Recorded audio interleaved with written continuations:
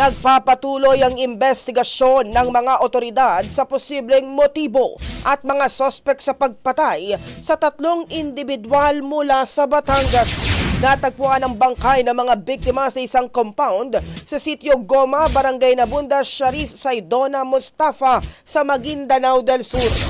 Sa panayam ng Brigada News of Manila kay Police Regional Office Bangsamoro Autonomous Region Spokesperson Lieutenant Colonel Joppy Ventura, sinabi niyang patuloy ang pagsisiyasat upang matukoy kung sino ang nasa likod ng krimen.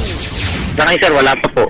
Yun lang naman kasing sa report po is na allegedly nag-transact, nag-deliver po ng kambing. So, inaalam pa po natin kung ano ang posible niya motibo dito sa kinauwi po sa ganito. Samantala, kasalukuyan na rin nilang nire-review ang mga CCTV footage at kinakausap ang mga posibleng testigo. Nilinaw din ng pulisya na wala pa silang natatanggap na ulat tungkol sa mga sa sasakyan o gamit ng mga biktima. Samantala, patuloy din ang pakikipag-ugnayan sa pamilya ng mga biktima upang mas mapadali ang proseso ng investigasyon. Sa ngayon sir, wala pa po sila sa area sir. So, kausap na po sila ng ating mga investigator na kung paano po maaari pagpunta nila or pag-deliver man po ng bangkay kung ano man po magiging. Ang bahaging ito ay hatid sa atin ng DriveMax Herbal Capsule. Lalaking angat, tumatagal.